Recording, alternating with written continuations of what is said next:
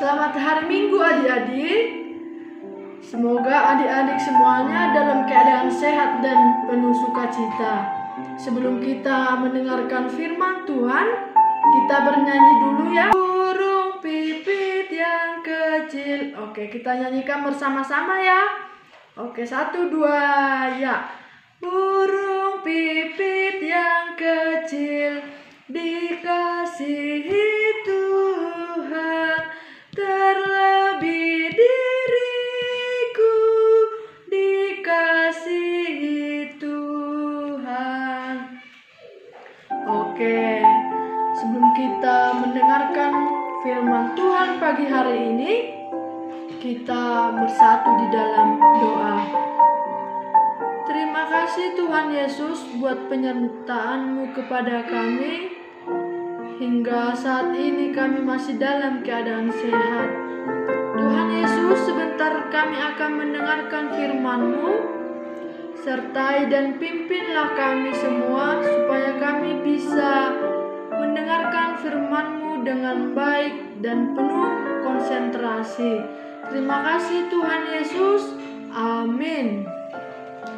Oke, kita akan mendengarkan firman Tuhan pada hari ini yang tertulis di dalam kitab Yohanes 19 ayat 17 sampai 24. Yohanes 19 ayat 17 sampai 24. Nanti bacakan untuk kita semua. Sambil memikul salibnya, ia pergi keluar ke tempat yang bernama tempat tengkorak. Dalam bahasa Ibrani, Golgota. Dan di situ ia disalibkan mereka, dan bersama-sama dengan dia disalibkan juga 2 orang lain sebelah menyebelah, Yesus di tengah-tengah. Dan Pilatus menyuruh memasang juga tulisan di atas kayu salib. Bunyinya, Yesus orang Nazaret, Raja orang Yahudi. Banyak orang Yahudi yang membaca tulisan itu, sebab tempat di mana Yesus disalibkan letaknya dekat kota, dan kata-kata itu tertulis dalam bahasa Ibrani, bahasa Latin, bahasa Yunani. Maka kata imam-imam kepala orang Yahudi kepada Pilatus, "Jangan engkau menulis Raja orang Yahudi, tetapi bahwa ia mengatakan, 'Aku adalah Raja orang Yahudi.'" Jawab Pilatus, "Apa yang kutulis tetap tertulis." Sesudah prajurit-prajurit itu menyalibkan Yesus, mereka mengambil pakaiannya, lalu membaginya menjadi 4 bagian, untuk tiap-tiap prajurit 1 bagian, dan jubahnya juga mereka ambil. Jubah itu tidak berjahit dari atas ke bawah, hanya 1 tenunan saja.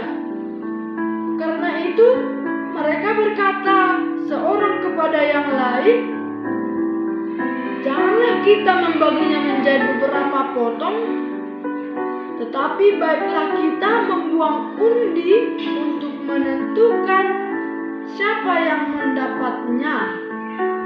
Demikianlah hendaknya, supaya genaplah yang ada tertulis di dalam kitab suci, 'Mereka membagi-bagi pakaianku di antara mereka, dan mereka membuang undi atas jubahku.' Hal itu telah dilakukan prajurit-prajurit itu." Ya, kita telah membaca nats firman Tuhan pagi hari ini. Tante mau bertanya kepada adik-adik sekolah minggu. Apakah adik-adik sekolah minggu pernah disuruh mama membawa sesuatu barang atau benda di rumah, atau misalkan dari ladang, atau membawa barang dari pajak? Pasti Pernah kan? Iya, semua orang pasti pernah membawa barang ataupun benda, baik yang disuruh orang tua ataupun orang lain. Jadi, adik-adik sekolah minggu, jikalau beban barang yang adik-adik sekolah minggu bawa, pasti ada yang ringan dan ada yang berat juga.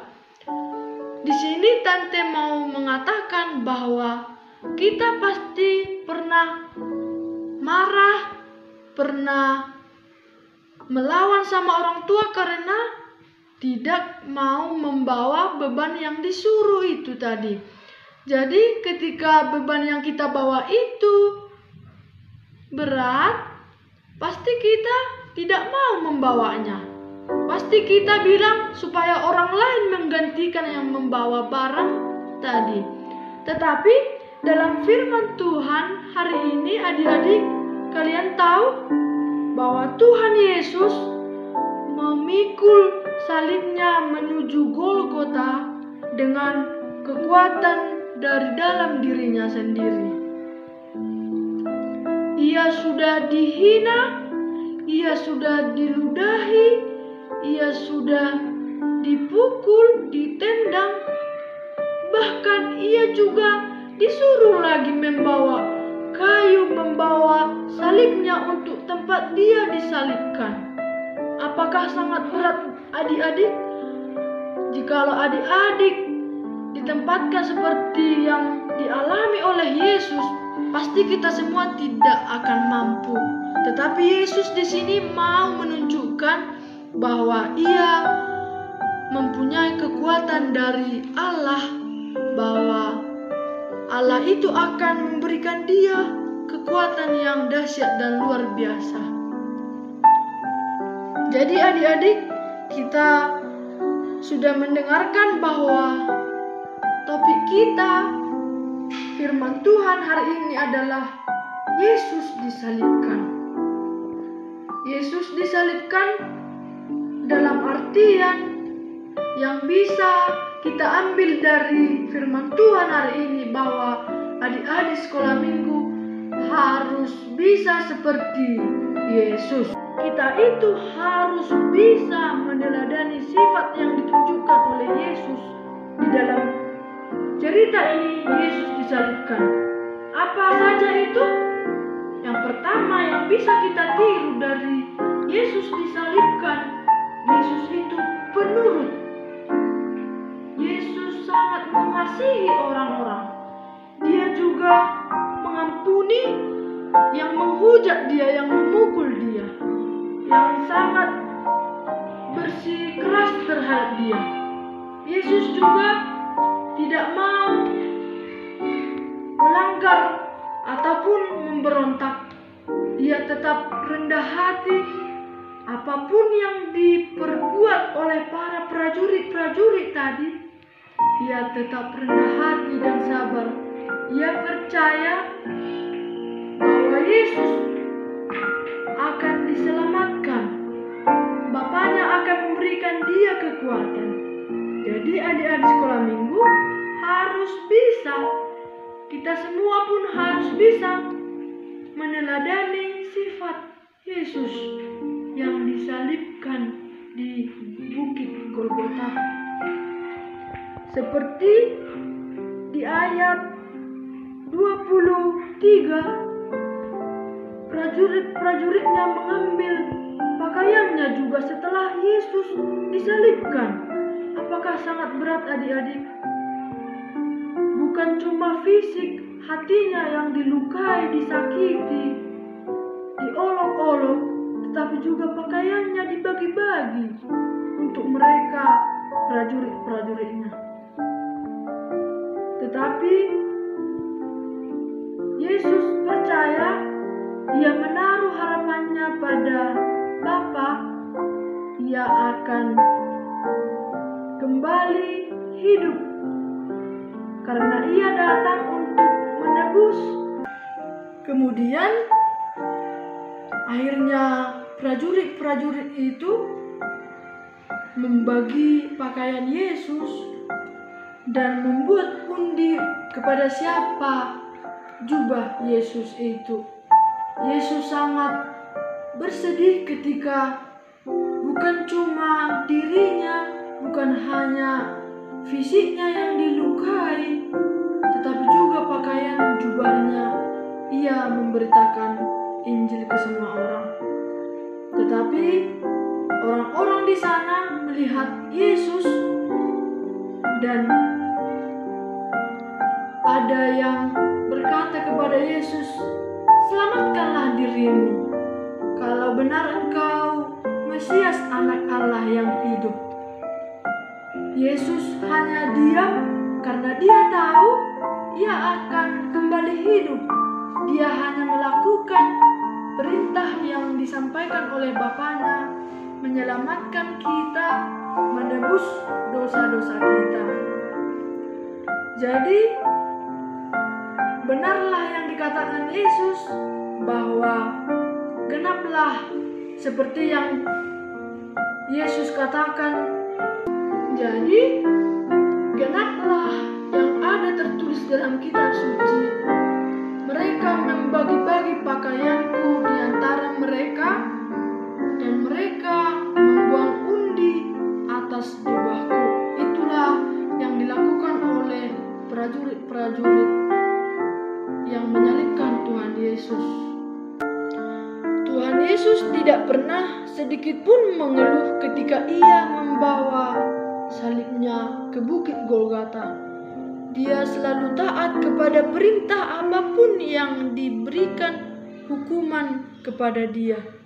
Ia percaya ia akan diberikan kekuatan oleh Bapanya. Ia terus membawa salibnya. Ia taat kepada Bapanya karena itulah cinta kasih Yesus kepada umat manusia, kepada kita semua adik-adik.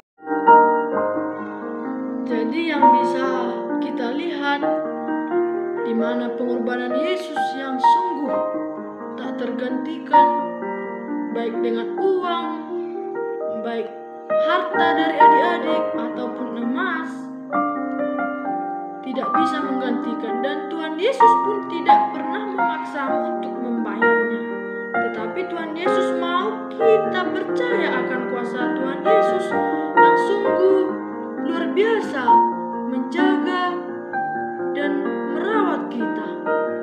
Tuhan Yesus tidak pernah mengeluh, dia tidak pernah melawan, dia tetap taat dan setia. Karena apa? Karena kasih Yesus yang sangat luar biasa untuk kita umat manusia.